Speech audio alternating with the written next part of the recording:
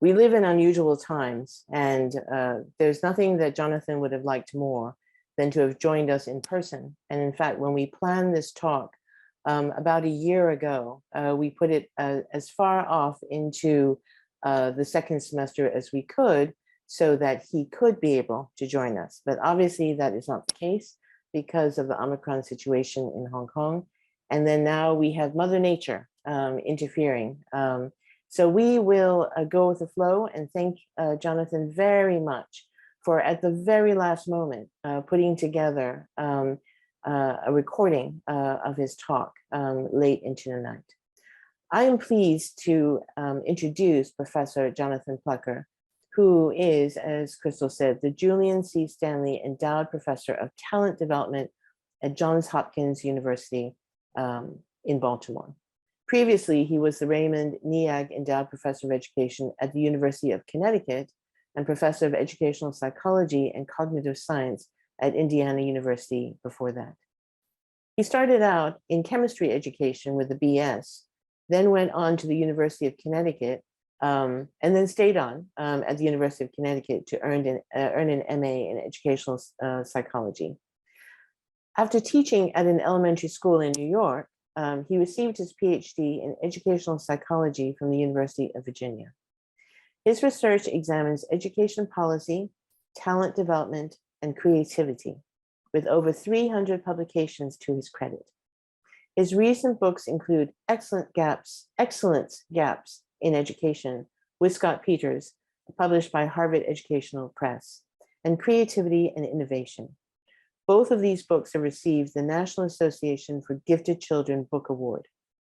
He is an APA, American Psychological Association, American Association for Psychological Sciences, American Educational Research Association, and American Association for the Advancement of Science Fellow. So he's a fellow for lots of very prestigious professional organizations. Also the recipient of the 2012 Arnheim Award for Outstanding Achievement in the Psychology of Creativity from APA, the American Psychological Association, and the 2013 Distinguished Scholar Award from the National Association for Gifted Children. He is a past president of the Society for the Psychology of Aesthetics, Creativity, and the Arts, and immediate past president of the National Association for Gifted Children. Today, Jonathan is going to talk about rethinking educational excellence in the context of talent identification, gifted education, and quality education for all. So let me turn over to Jonathan. Good morning. It's great to be with you today. I had really hoped that this would be face-to-face. The pandemic made sure that that didn't happen. And then I thought, well, at least I can do it live over video. And now Mother Nature is making sure that that doesn't happen. So I think the message here is that the universe did not want this to be live. But in all seriousness, if we've learned nothing over the past couple of years, we need to be flexible. So if you do want copies of anything that I talk about throughout this talk, all of my contact information is on the very last slide. Email me, send me a message through Twitter, LinkedIn, whatever. If I can't get back on as you're finished watching this to help answer questions, please just contact me. Let me know what questions you have if you'd like copies of anything that I talk about. So with no further ado, let's jump into this.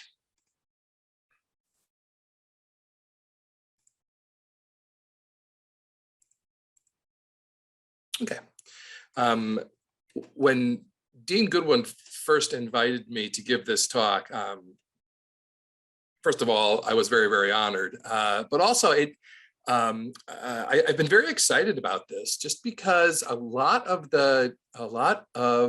the discourse on talent, educational excellence, giftedness, eminence, as it applies to education, for the most part, has really moved away from conceptual issues and really toward sort of pragmatic, What can I do in my school tomorrow issues? Those are very, very important. Do not get me wrong. I'm definitely going to be talking about some of that, especially sort of the second half of this talk. But I do think it is really important that we are very clear about conceptually, theoretically, how are we thinking about what talent is? Like, what is educational excellence? Where do we think it comes from? How do we think we can actually develop it?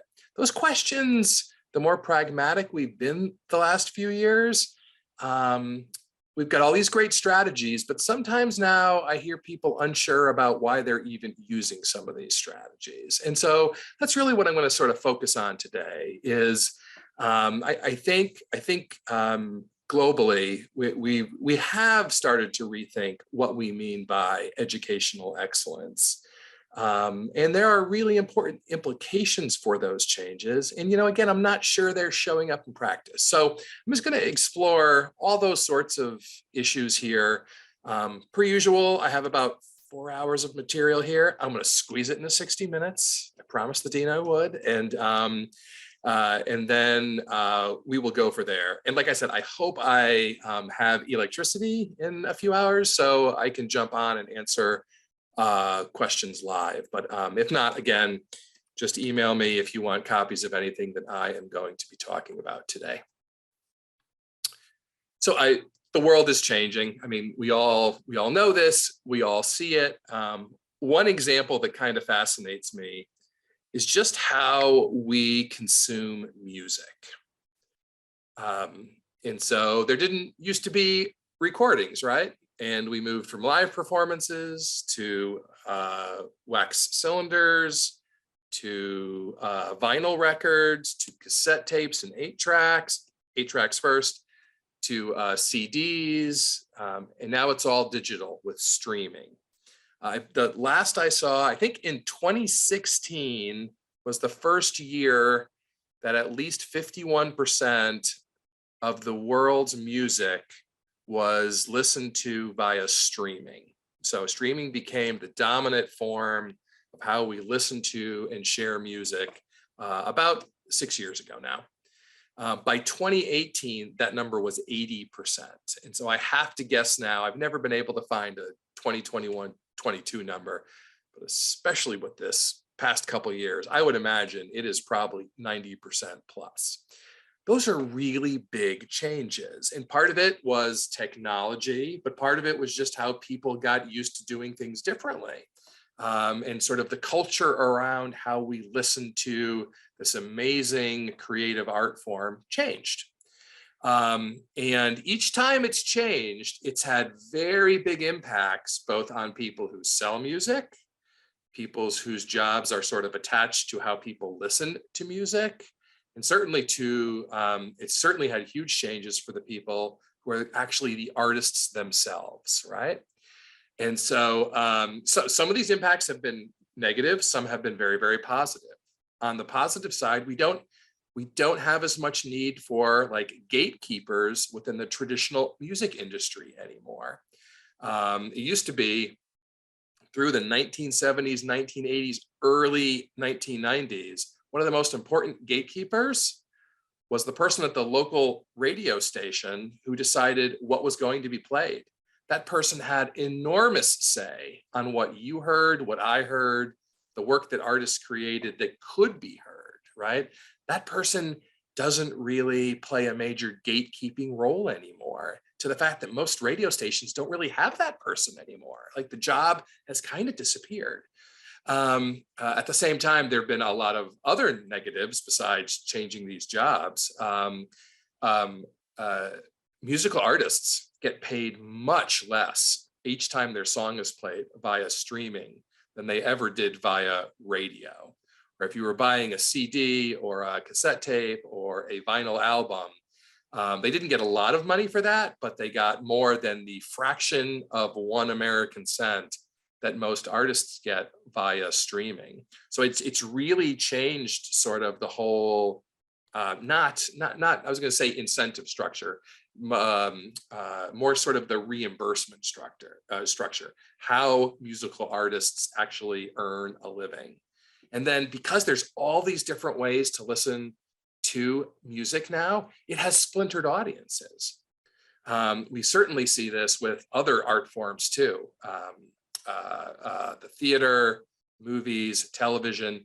We have so many options that the days of one TV program or one movie being seen in a short period of time by the majority of people in any country, city, etc., those days are largely over. That's probably never going to happen again because we've splintered in so many different directions. That's a huge, huge change. It's a change on the creative side about the types of audiences that people are trying to reach. But then on a cultural side, a lot of people have been talking about this lately. You know, if we don't have shared cultural artistic moments, what does that mean? How does that change things for us? I don't think anyone knows, but there's no question these are huge, huge cultural changes, huge cultural changes. This next chart, and if it looks like I found this in a magazine on a plane when I was flying to China once, and that I just took a picture of it and pasted it in, maybe that's a coincidence, maybe it's not. But you can actually go at the bottom here, you can see, if you go to the Federal Reserve Bank of St. Louis, they have all these data. They just have exhaustive labor data that you can pull. I thought this was really fascinating, and it really explains how just the nature of work, especially in more economically advanced countries, has really, really changed. And so this goes back to 1983. 1983, I was in junior high school, somewhere around there. And it just shows how jobs have changed. So this is for the US job market only. But the data are roughly similar in lots of places like Hong Kong, especially that top line. So people will often ask, like, what's non-routine manual? Because it's the second fastest category of job growth. This is true in many, many countries. They are jobs that don't really involve cognitive problem solving, but the job is a little bit different every single time. So the person who cuts or styles your hair. If you have an older relative and they have a home healthcare aide, that would be non-routine manual. Every day, every task can be a little bit different, but it doesn't involve sort of a lot of cognitive value added, if you will. Those jobs in most countries have fairly sharply increased. It's starting to happen in mainland China now. We thought it was going to be a little bit later, but it's starting to happen there too. The problem is those tend to be fairly low paying jobs. And if they have benefits, they're generally fairly low level benefits. So it's harder to support a family on those jobs. Routine manual are sort of your traditional factory assembly line work. And routine cognitive, again, you're solving problems, but they tend to be similar problems every single time. And so this tends to be sort of entry-level white collar work, if you will, sales work, office work. So a lot of the routine jobs, cognitive and manual, decreased, and they haven't really bounced back since the Great Recession, which now is, 14, 15 years ago. It's actually been half of a generation or more. Those jobs really still haven't come back, even though most countries have seen very strong job growth the past, really decade or so. The one category that has risen quickly is non-routine cognitive. These are your more advanced jobs. It's a lot of STEM jobs, but it's not just STEM jobs. It's jobs where You are solving problems, and the problems are not the same every single time. This is where we see a lot of job growth. These do tend to be jobs with higher compensation, stronger benefits, a lot more job security. They took a small hit 2007 to 2008 to 2011, but then they started increasing again. And the last data I saw was from a couple years ago, which isn't reflected here. And it basically, if anything, the pace is increasing with those jobs. I do think that the routine manual is really interesting because we're starting to see some sort of traditional industrial factory jobs increase because of the rise of advanced manufacturing. And that's a really interesting set of phenomena. But there's a big difference though, right? In that a factory job in 1983 or in 1953 is very different from a factory job in 2023 or what it will be. If we were live, I would say, what's a dark factory? And my joke is, it's a factory that is dark. Why do you not need lights in a factory? Why do you not worry about temperature as much inside that factory? Why do you not worry as much about workman's compensation if someone gets hurt? It's because factories increasingly are full of very complex robots. And dark factories have very few, if any, people who are actually on the traditional factory floor. So yes, we've seen this real sharp uptick across countries now in things like advanced manufacturing. But a lot of the work isn't done in the factories. It's done by this non-routine cognitive group of people who are doing the programming, designing, troubleshooting off of the factory floor. So even something like manufacturing, a very stable source of jobs for generations of people all over the world, to move them into the middle class and even the upper middle class, that's changing now. Those routine manual jobs are starting to decrease, even in countries like China, Taiwan, that have really benefited from very strong job sectors there. That's all changing now, right? Let me move on here. I was going to tell a Terminator joke, but for time, I'm going to skip it. And this, another thing that I think we really have to focus on, and if you're older than about 20 years old, it's hard for you to really conceptualize it.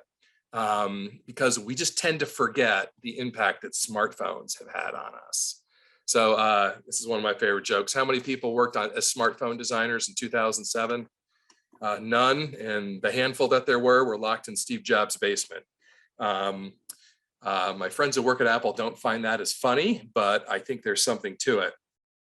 Is we've had these devices. The last estimate I saw was that using the phone that you either have in your hand right now or that is right next to you, you can access at least 96% of all the information, all the knowledge that humans have ever created.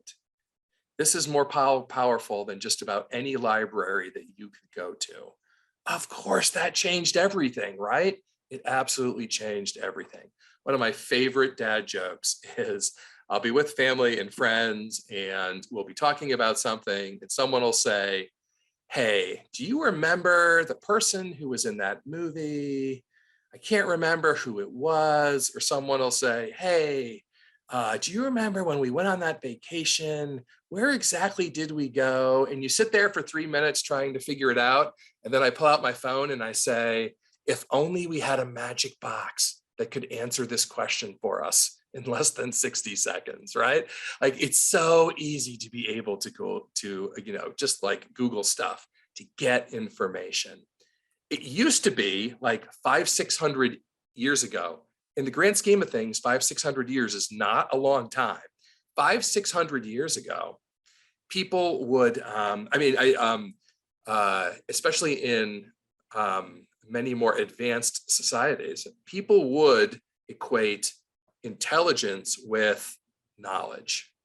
And it's because you didn't have things like books for the most part. So any knowledge that you had to have, you had, if you could even read and write, correct, right? So you had to memorize things. So having a great memory was a sign of intelligence, talent, intellectual excellence.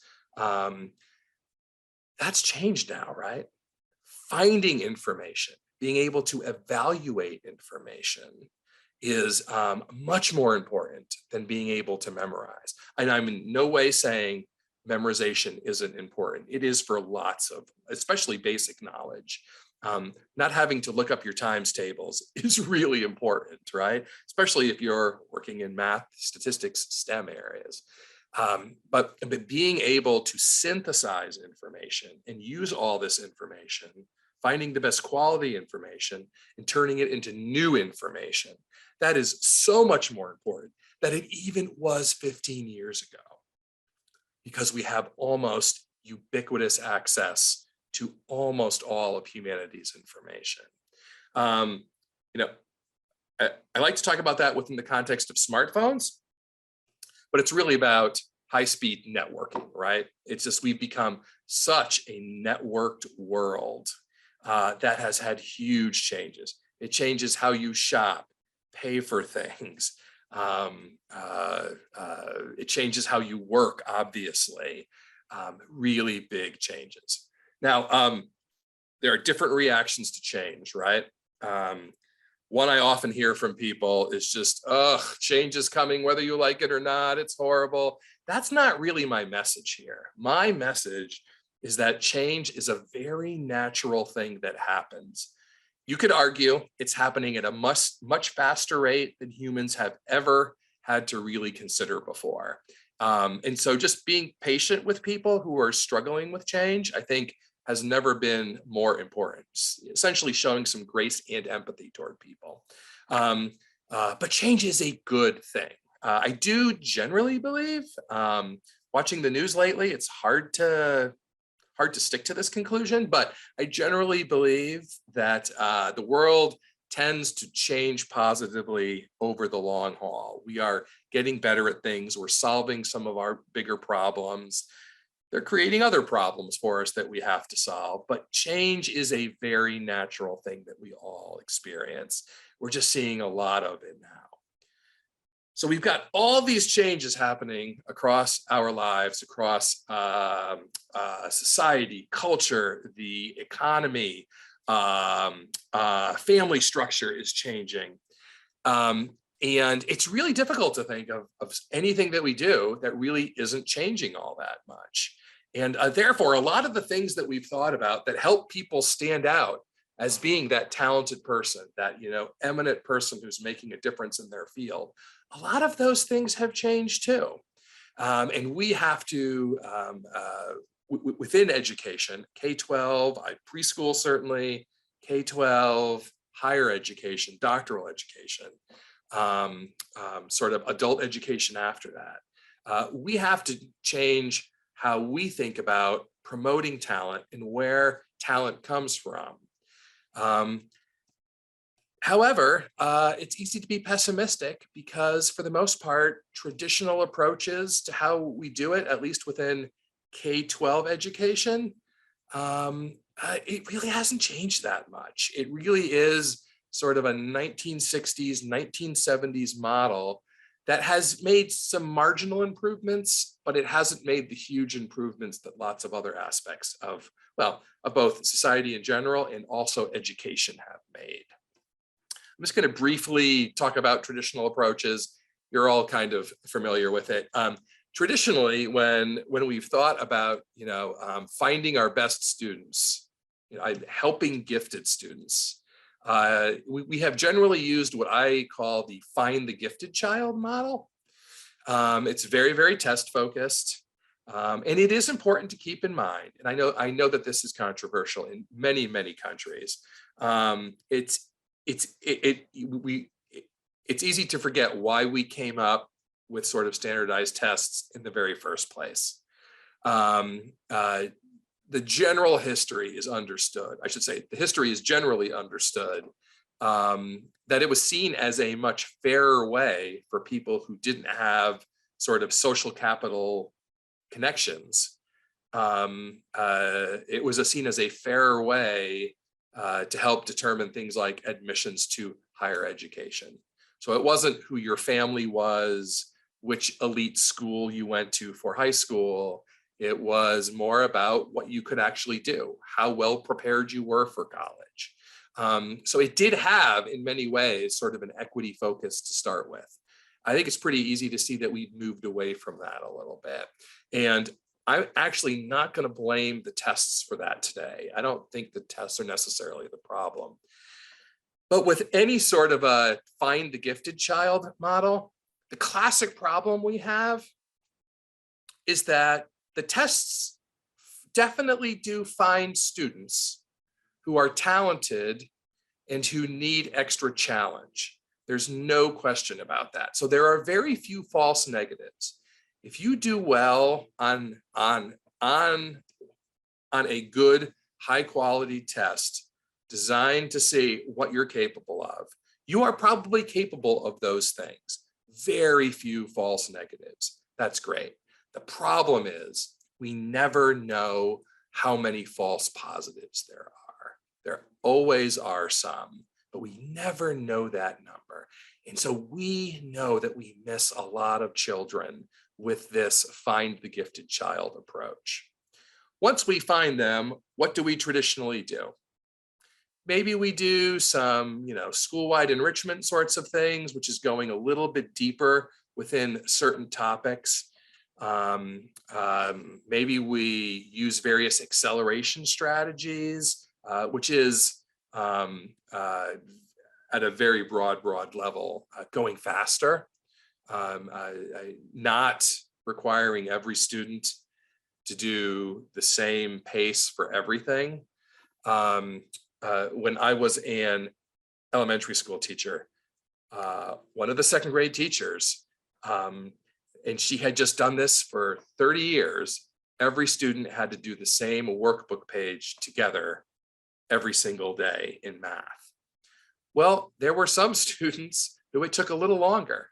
There were some who already knew all that math, but putting them all together just created huge problems for those students and for that teacher.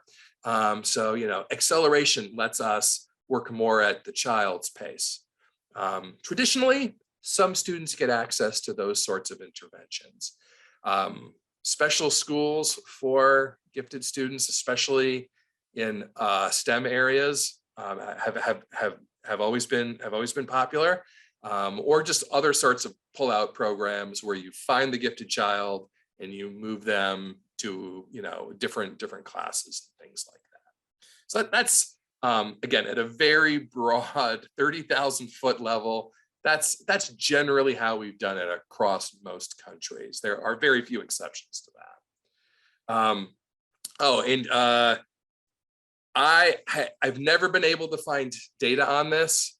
Even when we find those students, my hunch is that the majority probably actually don't get much of any sort of differentiated services after that. So we find them, but what do we do with them, to sort of help them? What sort of services do we provide? We don't do a lot. And what I hear, I've heard this for so long, I can't believe I'm still hearing it in the year 2022. I still hear people say, well, that's okay. These students can take care of themselves. Well, the data says that that's absolutely not true. But I still hear that bias all the time. I have to say, I don't know if you can hear it, but there are lawn guys at my neighbor's house and they're leaf blowing his lawn and the storm has started. So I don't know what they're doing outside. So I hope you can't hear that. It's incredibly distracting. Why would you leaf blow when there's tornadoes a half hour away? Anyway, okay. What's the results of traditional approaches? And this is a photo that's supposed to look like a frustrated person. And I find this very, very frustrating. Research on whether, gifted education, advanced education works is very, very mixed, very, very mixed. And I think it's in part because there's really no standards for lots of these programs, at least in standards that people actually follow closely. So, maybe it's a little enrichment, maybe it's a little acceleration, but there's no system, there's no plan in place to say, okay, this student is really passionate about math and they're a third grader and they're working at, say, a 10th grader's level in math. They're really fascinated with things like probability. How can we do more enrichment to help them get deeper into probability? And how can we accelerate their math program so that they're doing new math every year and not just doing math that they've already known? Like, that's an interesting plan that can help that child move forward and grow and really develop those talents. But if you don't have a plan, why are we surprised then that study after study tells us, well, advanced services don't seem to help a lot, but they don't seem to hurt a lot? That tells me that we're studying a cornucopia of different diverse things, and we're not actually studying the same sort of thing. So it's this sort of catch as catch can approach to traditional talent development has not really served us well. And that also goes for those pullout programs like special schools. And I didn't word this. I mean, technically this is worded fine, but it gives the wrong impression. So it says limited evidence that students in pullout programs gain much from these experiences. I mean, yes and no. The from those experiences is the most important part. If a student goes to a specialized New York City high school for STEM, the research tells us they will do very well. They will perform at very high levels across content areas. Usually, they will go on to great universities. But when you compare them to students who started at the same place when they entered high school, but went to a different high school that wasn't sort of a pullout approach, the gains are actually very, very small. So it's more of a value added issue. Essentially, the schools are identifying students who would have done well in lots of different settings. They're not identifying students who really, really would not have access, would not have opportunities to advanced learning unless they were able to get into that school. And the research tells us those students don't get into those schools, which I'm going to talk a lot about here. So just very limited evidence that specialized high schools, specialized middle schools really make long-term differences in terms of value added. Oh, wrong direction, sorry. And they tend to produce sort of this traditional approach tends to produce huge equity gaps in both participation and outcomes. And I work across several different fields. Gifted education is one of them. It's something that I'm very, very passionate about. But most people's conceptualization of gifted education are these traditional approaches. So if someone introduces me as, oh, and he's really interested in gifted education, I will often get an earful from people. It's like, oh, I don't like gifted education. It's biased, it doesn't work, blah, blah, blah, blah, blah, blah. And I usually surprise people by saying, yeah, I actually agree with most of that. And they're like, wait, but you're a gifted ed person. I was like, yes, the way that we traditionally do this and the way that the theory, research, recommendations, best practices say we should do things are very, very different. And a huge piece of this in several countries, especially on my own right now, is equity gaps, both in participation. So you have advanced programs where the vast majority of students are upper income, white, Asian American students. And then also outcomes. It's not surprising if only certain types of students have access to opportunities. Why are we surprised then that their outcomes are so much better than students from lots of other groups? And we call those excellence gaps. And that's what I've spent, most of the past 15 to 20 years studying are excellence gaps. How can we identify them and help educators close them. Let me just show you a very quick example of, there are lots of ways to actually estimate excellence gaps. This is one of them. So NAEP is sort of the US national test. It's voluntary, but it is a very good assessment. So this is for math in grade 4. These are the percentage of students who score advanced. So the top line represents students who are higher income. The bottom line is lower income students who qualify for lunch assistance. I believe the cutoff now, they changed it during the pandemic. It's traditionally about 1.5 times sort of the minimum poverty cutoff. So these are definitely economically insecure students and their families. You can see obviously that over time, the percentage of students who score advanced in math in grade 4 in the US has definitely increased, right? There's no reason why that number 15% can't be 20, 25, 40%, but it is what it is. It's definitely gotten higher. It's that other number. Well, yes, we've seen improvements, but these are very meager improvements, especially when in many US states, the bottom group of students is actually the larger group of students now,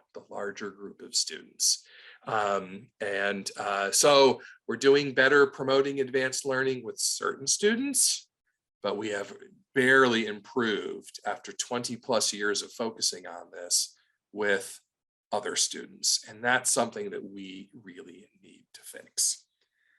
So I'm going to try to make the case now that a better way to think about this, theoretically, conceptually, is to consider sociocultural context. Many other fields have sort of adopted sociocultural thinking.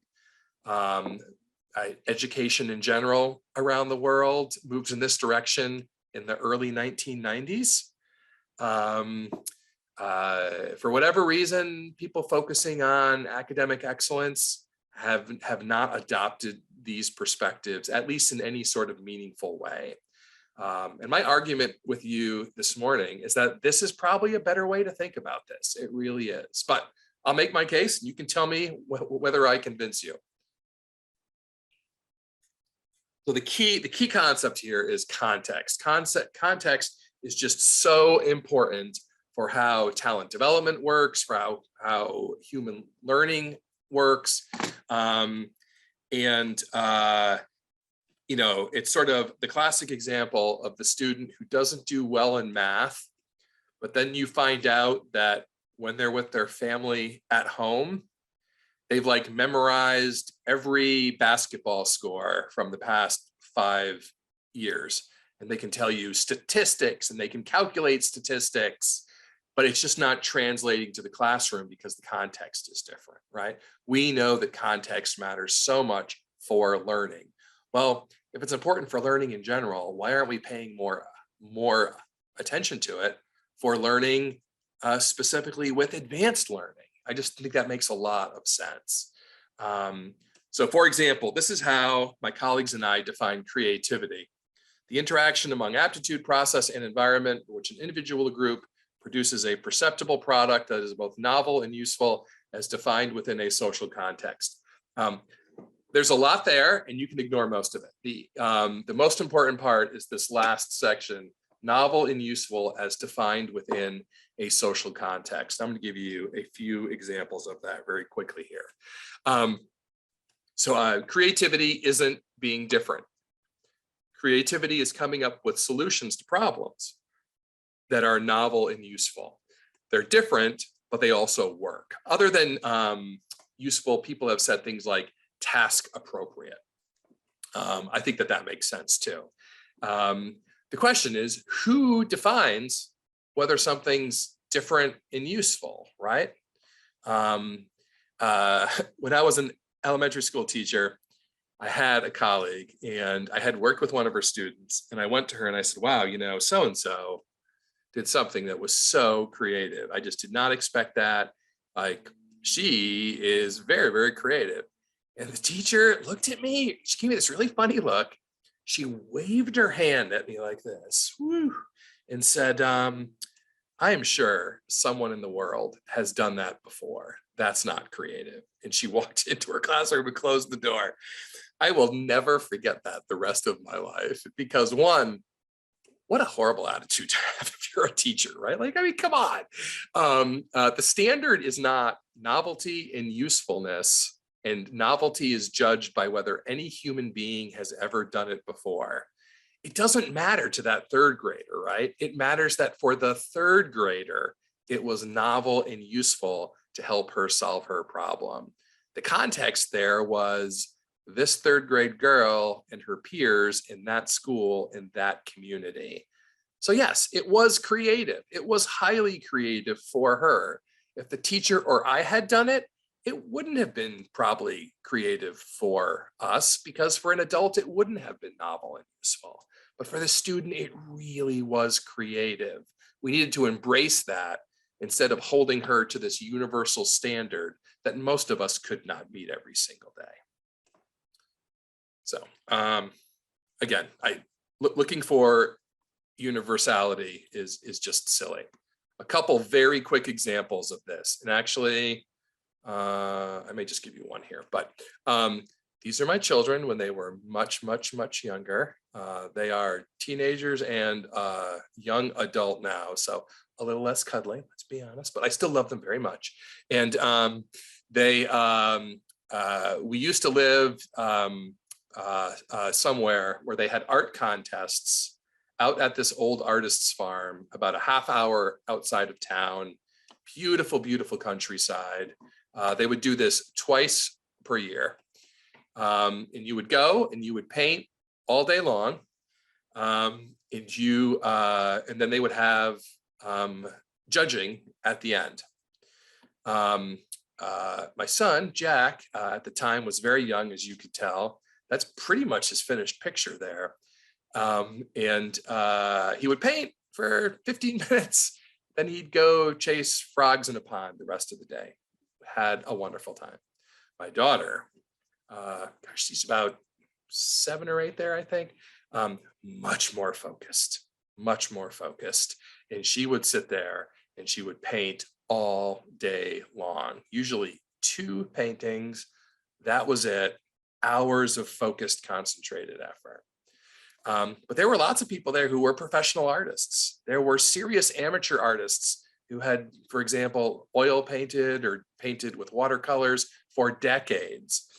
Did they put my children's paintings next to the professional artists and next to the really serious amateur artists when they did the judging?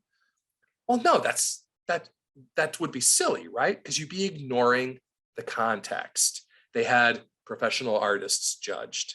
They had amateur artists judged. They had novice amateur artists together. They had elementary school students, middle school students, high school students, and then they had preschool students like my son. Context was taken into account. This seems obvious, right? But in schools, we tend to forget about those differences, that the work of a second grader is going to be contextually different than that of an older student, that a work that's very creative for a low-income student may look very different creatively from that of an upper-income student because of opportunity, resources, etc. Taking context into account matters. I'll give you one more quick example so I can stay on time here. This is my grandfather. He passed away a few years ago now. He was a very good gardener.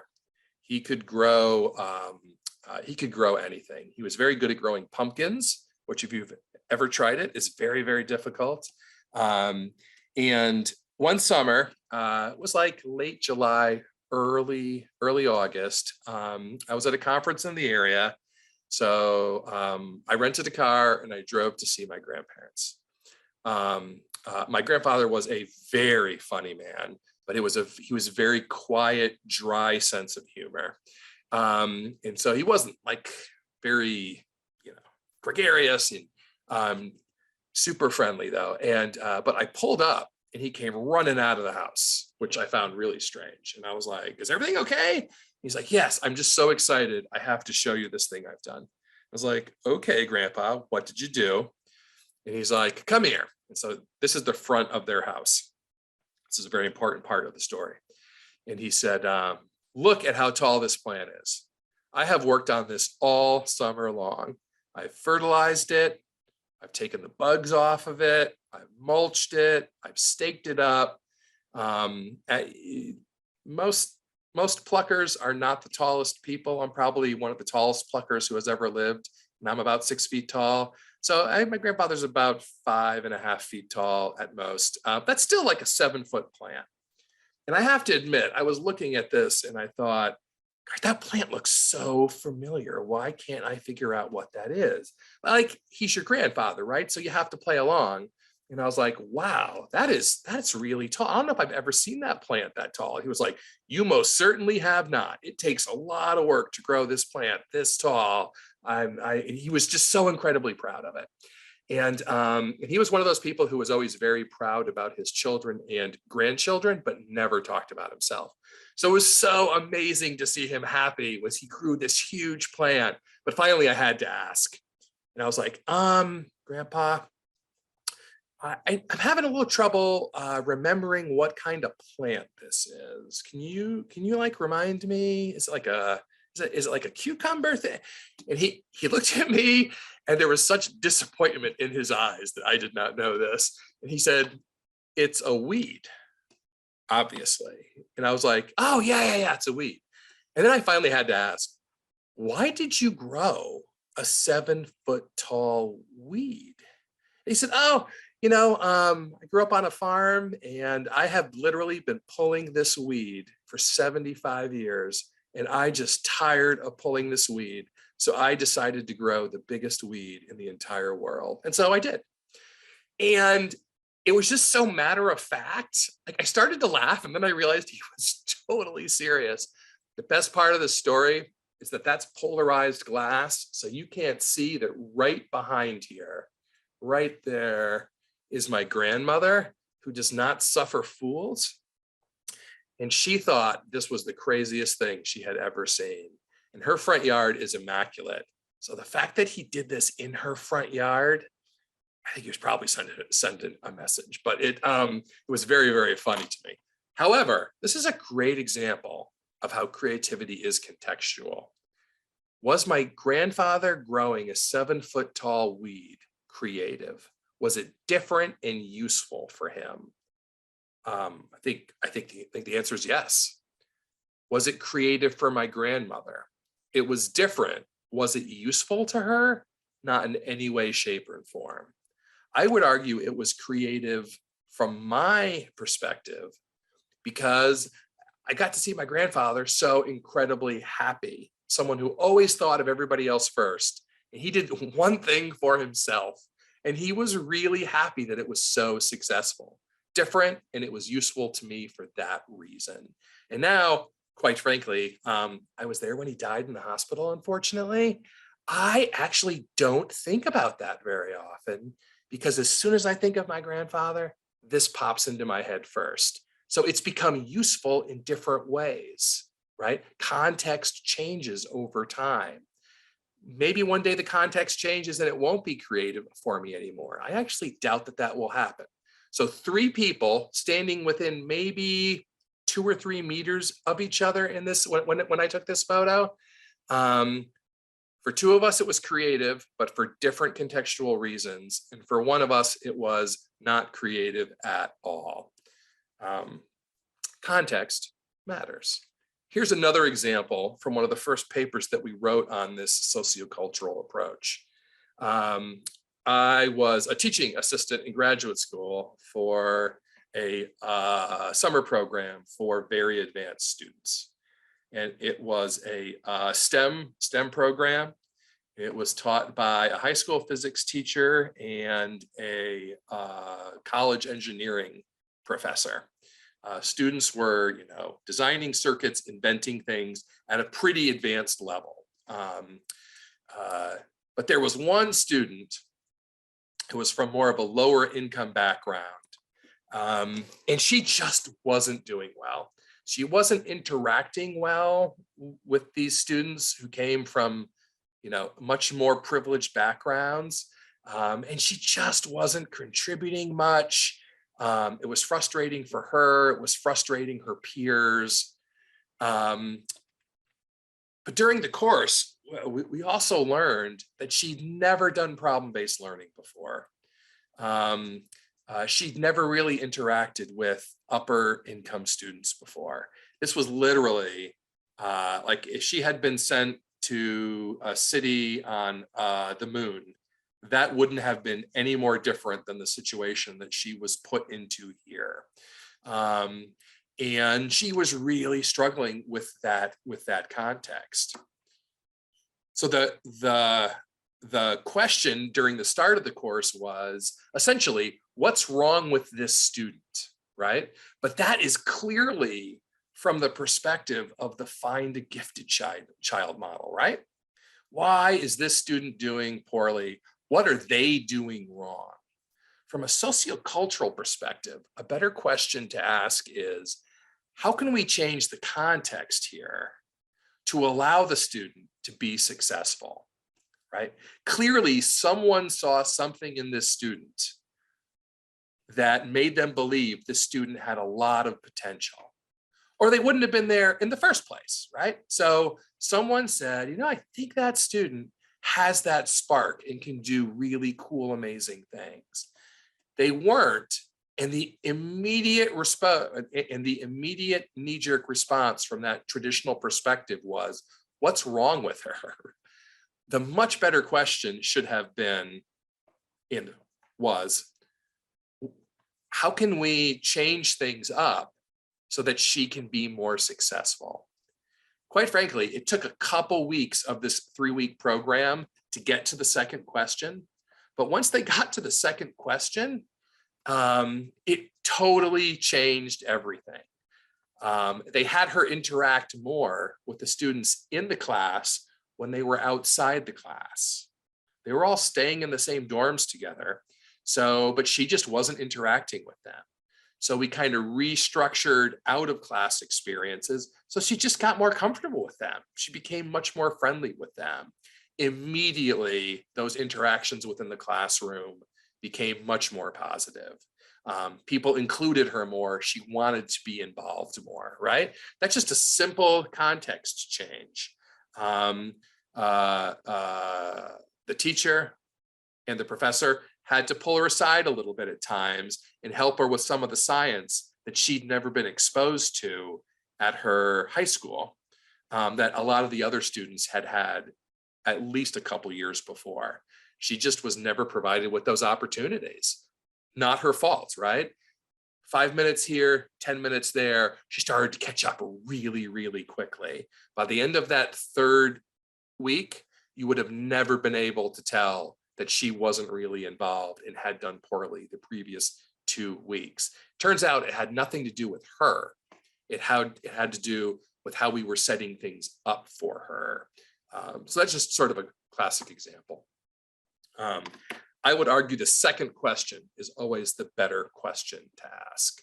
How can I help this student be successful? Because we suspect there's a lot of potential here.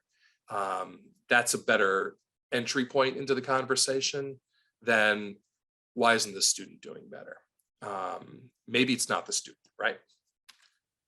Okay, the basic tenets of a sociocultural perspective on talent and giftedness. The first is that knowledge is a socially valued, is that knowledge I'm gonna start all over again there. Knowledge, the way that we conceptualize knowledge. Knowledge is a collection of socially valued forms of thinking, valuing, acting. And 2, a learning is distributed across peoples, tools, and context. And this drives traditionalists crazy. But one way that I say this, and this is a bit colloquial, but one way that I say the second tenet is there are no gifted students. There are gifted contexts. that drives my traditionalist friends up the wall. And they will say, you know, are you denying that some people have more talent than other people? I am in no way saying that. Of course, like we all know some people who just appear to be naturally smarter, naturally more creative, naturally more talented in a certain area. Of course, those people exist. And there are people who don't have some of those same talents and skills and aptitudes, right? I mean, of course, but actual advanced performance, actual educational excellence, I just don't think that there is much evidence that that's 100% due to the person. It's due to the person, everyone who helped that person, the quality of their education, what their parents do with them at home, the types of friends that they interact with, right? There are lots of other variables that matter. It's impossible for us to go out and tease out just one thing, ability, and say, well, it's their ability that really mattered here. There are lots of our children who have amazing talents, who never get supported in any way to actually show it. So are there some people who are more or less talented? Of course. But in terms of the gifted person, I just don't think that that's a helpful perspective to us. In part because it leads to that example that I just shared, right? With a student, something's not going right. Well, you know, if students are gifted or not gifted, if something goes wrong, then what's wrong with this student? But that's not actually a very helpful it's not a very helpful educational perspective for us, right? It essentially becomes a blame the child perspective. And I just think we have to move past that. And then the third tenet, which I don't think in this day and age many people would argue with, is that learning and development occur in the zone of proximal development, which, as I understand it and think about it, it's that magical spot where a student can't do it by themselves. They can't learn it by themselves with just a little help. Maybe it's the teacher, maybe it's a book, maybe it's a software program, maybe it's a TV show, whatever. With just a little bit of assistance, they can learn it.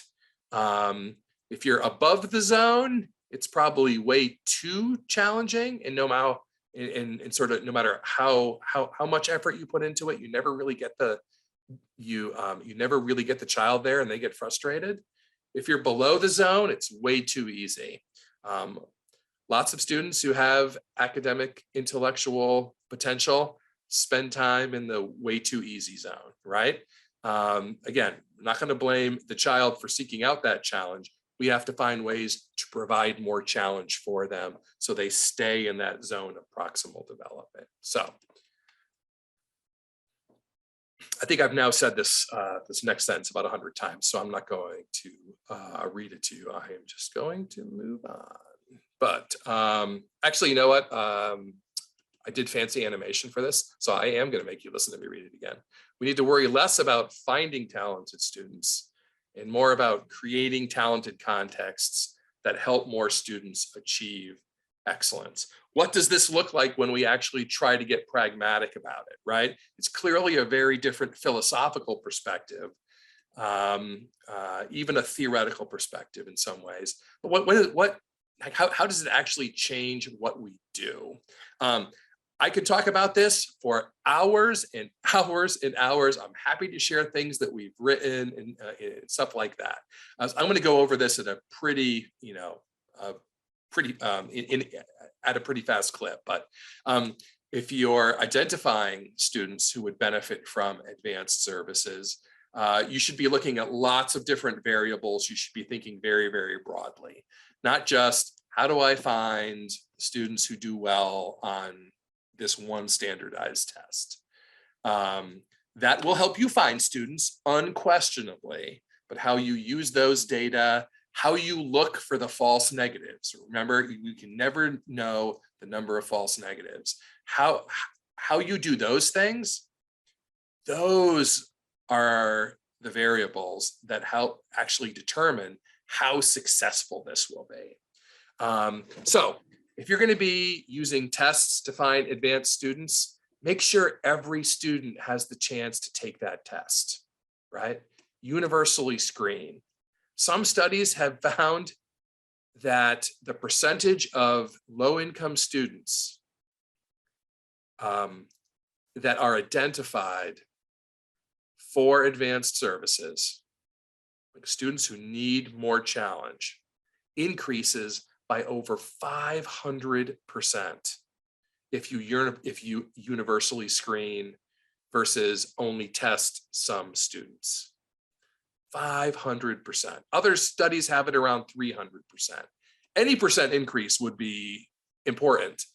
500% is amazing. Essentially, the students are right there in front of us, but we don't notice them because they don't look like what our conception of a gifted student is. They're there, we're just looking right through them.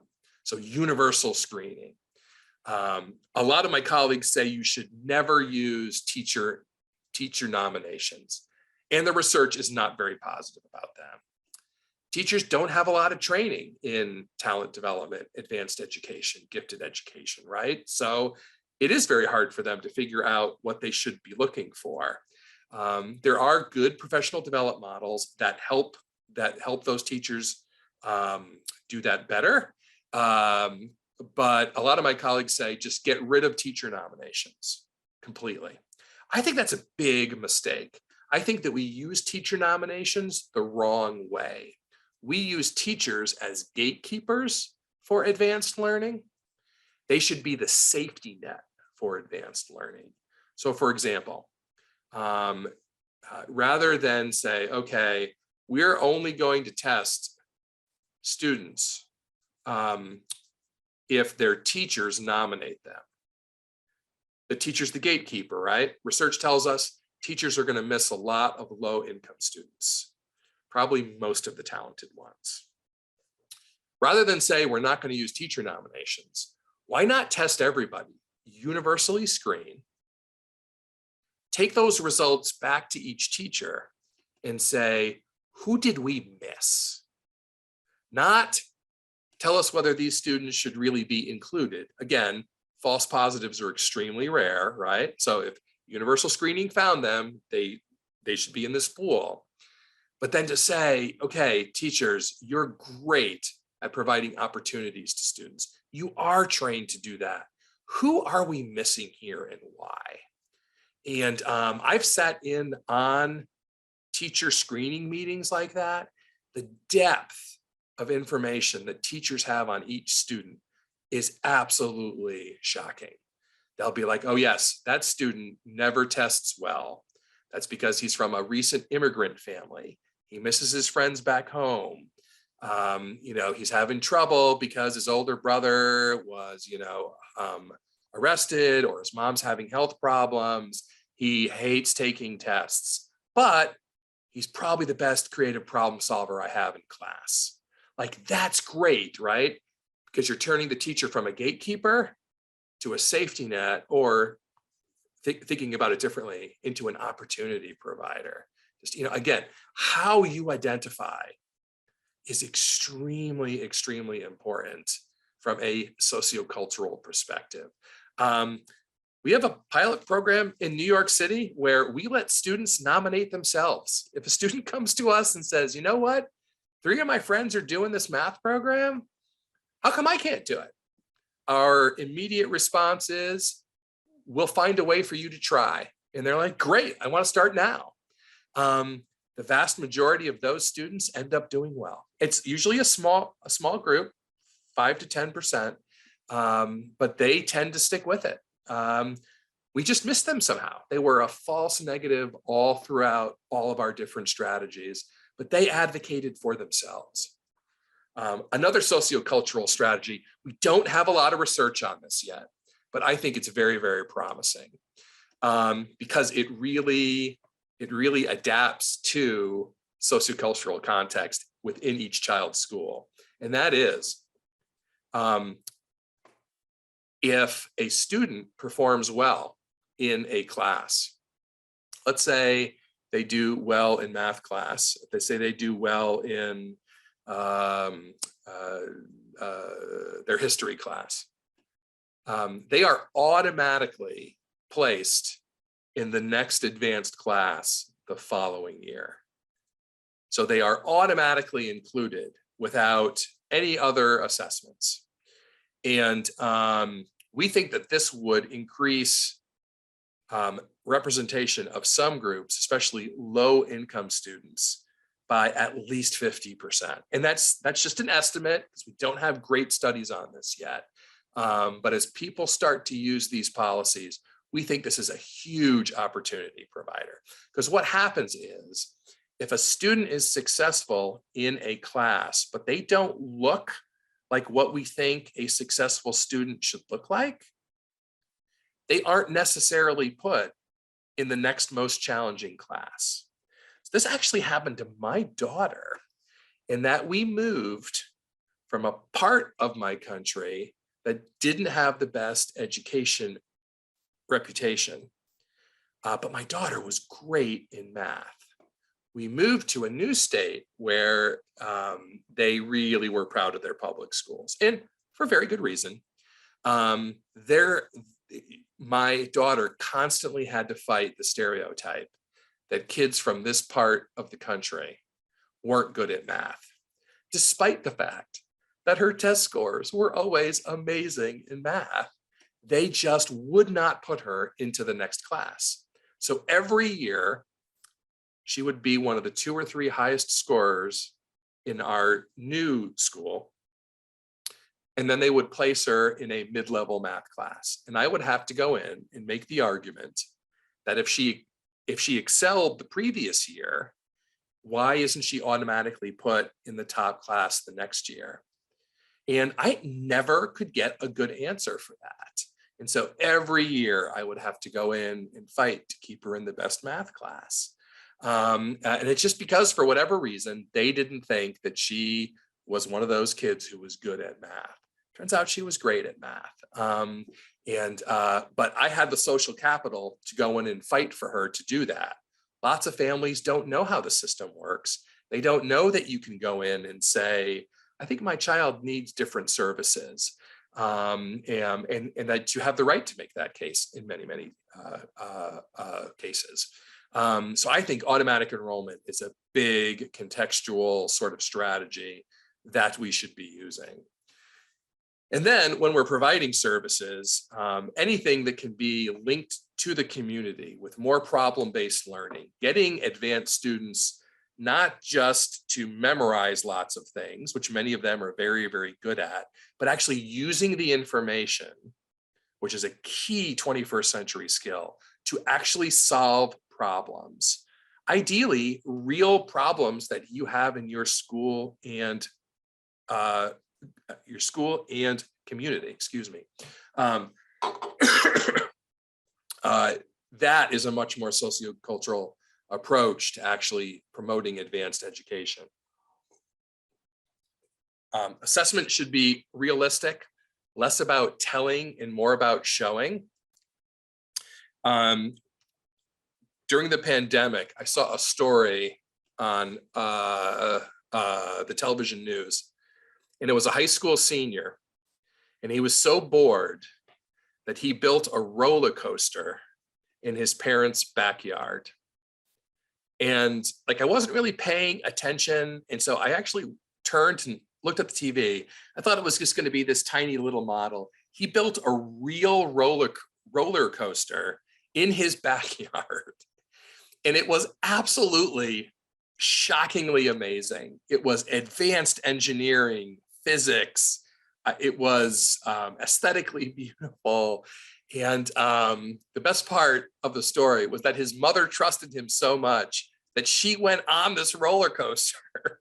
I would have never gone on this thing, but and my thought was, as it ended, sort of the news person said, you know, it'll be interesting to see where this kid goes to college. And she made a joke asking him about his test scores. I don't remember what he said, but my first thought was, this is a classic mistake that we always make, right? The test score isn't what we're looking for. It's advanced achievement. Building the roller coaster was advanced achievement. If you're the dean of an engineering school, you don't care what this kid's scores are. He has already done the more important behavior. Why obsess about the predictor? Focus on the fact that he's building big engineering projects successfully that really work well and that are super impressive and complicated. Not complicated, complex. We tend to do that with younger students too, where like a student will be just an amazing writer, they're doing amazing writing, and then I'll hear people say, they may be talented in writing. And I'm thinking, they may be. They've already written 5 stories that all the teachers are sharing because they're so amazing. The child is talented. They're actually doing the thing that you want them to do. And I always clench up when I hear this coming, because you can see it coming. They said, maybe we should have her tested to see if she's, gifted in writing. And I think, why would you test her when she's already done the thing that you want to see, if that makes sense? It's sort of the revenge of the traditional model, is that from a sociocultural perspective, we would say, oh, the student's writing at a very advanced level creatively. Great. How can we keep them in that ZPD, right? How can we keep challenging them so they get better and better and better? As opposed to, I wonder if they're a really gifted writer. They've already shown you don't need the test for that. That's a classic mistake that we keep making. And then I really do think that context should always be your driving force here. For example, using local norms. If you're trying to figure out which students in your school, within your classroom, are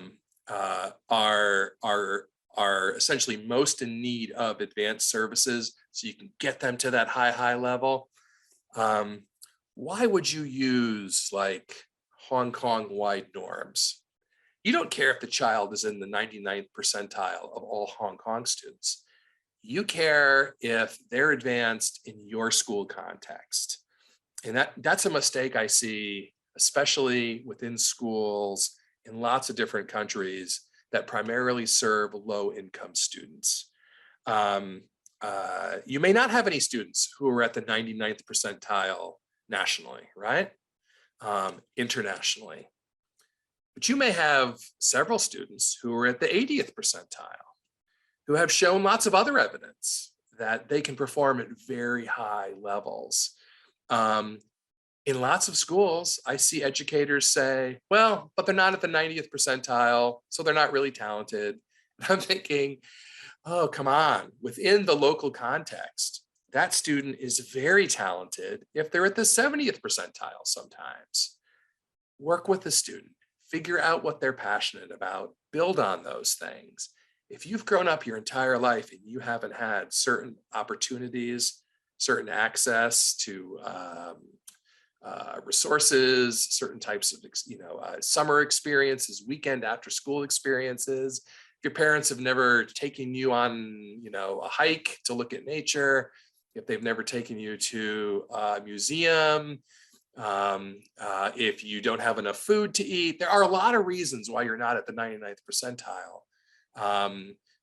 But you're actually going to become a false negative, right? And so we're trying to avoid that, using local norms, keeping everything in the local context.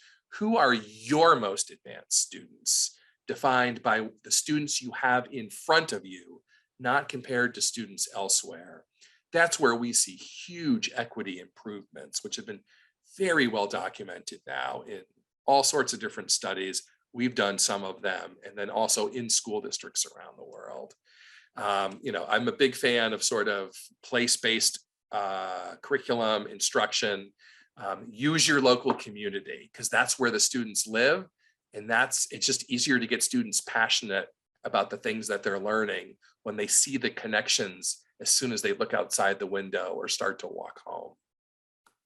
And I realize I'm coming up on the end of my time here, so I'm just going to talk about this quickly. One thing One thing that I really encourage people to do, especially if you're a school leader, defined very broadly, is to create a talent development plan. I think it's very, very important. I think of them as sort of a sociocultural context audit. There's a reason why we call them talent development plans and not sociocultural context audits.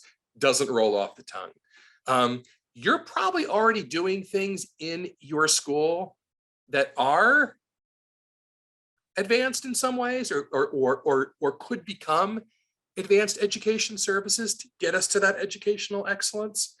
But in my experience, people tend to not realize that they're doing those things.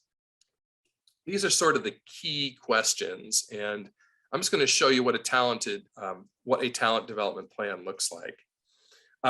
This second question is really important. Is if you had a parent with a child who was about to enter your school, and the parent asked what sorts of services you have that help promote advanced learning, what would you tell them their child's journey could look like? That is a very difficult question. And some of the best educational leaders that I have ever had the honor to work with, when I've asked them that, have really stumbled. It's because we don't think about advanced learning when we're thinking about how we organize schools and services. It becomes a deceptively tricky question. These are just some of the other questions that we asked. When I meet with parent groups around the world, the number one thing that comes up, it's usually the transition between elementary school and middle school, to a lesser extent between middle school and high school.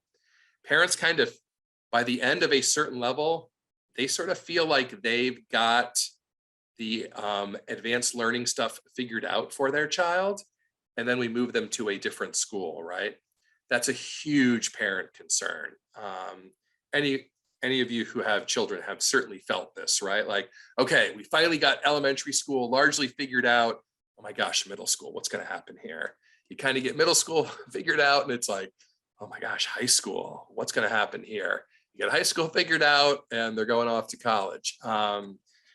This is what one school district's initial plan looked like. On the top are the different ways that they identified. Here's the different grade levels. And then on the bottom, these are sort of the services that they offered. When they first did this, they actually discovered that they had really big holes in the types of services that they offer. And so this is like a third draft where they went back and said, you know what, we don't do much in grades 6 through 8.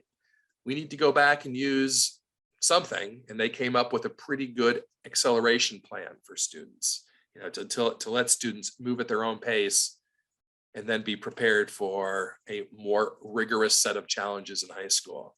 But just sort of sketch it out. This is a more advanced, sorry, I was clicking around the screens here. Okay, a more advanced example.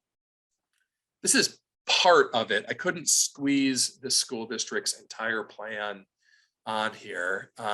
This is a school district in the state of Kentucky that is doing quite a bit. What they added a role here near the bottom that was about how they honor academic excellence. And they realized that they did a very good job honoring artistic excellence and athletic excellence. They weren't doing a consistent job honoring academic excellence. So there was like a middle school creative writing award. And there was only another award like that in 12th grade.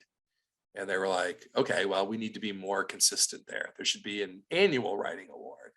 You know, there wasn't anything for students who were doing a lot with technology. They were like, we need to help those students realize that being excellent in technology is a very good thing. So they kind of added that level to it. So here are those questions again. And if you want to see them, I can certainly send you all of the slides. All right, Summary. You can do gifted education, you can do advanced education, and you can ignore all of this stuff. And I would argue most schools in most countries do this. It is kind of a time-tested approach. It's what people are familiar with. Go out and find that gifted child. Anything that you do for them is going to be fine. And yeah, they're probably going to do fine. I would argue that's not the best logic. I would argue that those students could do even better if we were much more thoughtful about it. But there is no question that that traditional find the excellent child model does not work for many groups of students in general, like low income students, recent immigrant students in many countries. Depends on their reason for emigrating, obviously. Women in certain STEM disciplines, it does not work for. A great example I heard was when Melinda Gates, she was talking about how when she in the 1970s got a computer science graduate degree, like a third of the students were women. Now it is a fraction of that. And she said, if anything, computer science has become more interesting, more important, more fascinating. We need as many people as we can in this. This isn't about women. This is about the context. We've turned computer science, at least in American schools, American universities, into this male first club. We need to change the context so that we can get back to where we used to be, which was large numbers of women going into these fields. Context, again, context matters. If you take the identify the gifted child approach, the fact that there aren't many women within computer science, I've heard people say, well, maybe it's because women don't like computer science. I mean, give me a break, right? Like, that's not how it used to be a couple generations ago. It has nothing to do with gender. That's a very traditionalist approach. A sociocultural approach, again, asking the second question first, is what can we do to actually change the context here so that women are successful within computer science? That's a question that we should be asking at every single educational level. If you're doing coding, make sure that it's done in a way that encourages involvement of every single student. Don't do it as a voluntary after-school club, for example, where students are going to self-select, and maybe it does end up being mostly young boys, right? Like, find ways to improve the context so that we see students, regardless of gender, succeed in computer science. That's just one example. I could give dozens and dozens of them. In most countries, the groups that don't succeed under this traditional approach are probably more than half of your students. So given how fast the world is changing, we need talent more than we've ever needed it before. To build a good life for you and your family, you need to be taking advantage of your talent. And it's probably less than half of our students are really getting the opportunities that they need to produce those talents. Based on that metric alone, I would say that the traditional approach has failed us. And even if you want to argue that it hasn't really failed us, I just don't see any way that it serves us well over the next 50 to 60 years, where we really need to do a better job of providing opportunity and equity to as many students as possible. This third point is in the weeds a little bit, but I think it's really important. Whenever I hear people say, well, students who do well in sort of traditional programs, sort of this find the gifted child model,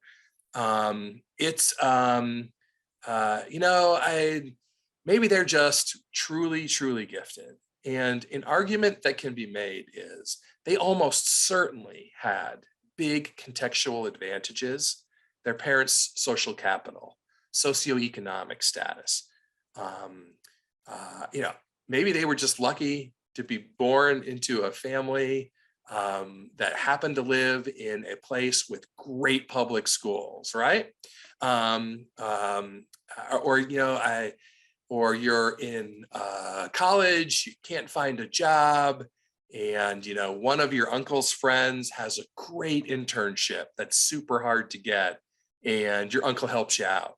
That's a contextual advantage, right? So even people who say, you know, I didn't need any help, you know, I had high test scores, I did great. That's the only type of student that we have to focus on. Well, if we did an in-depth case study on each of those students, I'm sure we would find tons of advantages that that student had. And I'm not saying that that's their fault in any way, shape, or form, just that they benefited from things that they tend not to see. We have lots of students who don't have those things. I think social capital is a really, really important concept. How do we help either get students and their families social capital so that they can get these opportunities to show how excellent they are? Or how do we design educational experiences where social capital isn't a gatekeeper and doesn't determine what your quality of experience is? That is a really tough question, but I'm convinced that we're going to get that answered and that it's going to lead to lots of positive things. I'm going to end there just because I'm a little bit over. Again, thank you. If I can join in for 10 or 15 minutes of questions here, when this goes live, I will definitely try to do that. If not, please send me your questions, send me your comments. I would love to hear. If you think I'm wrong, let me know.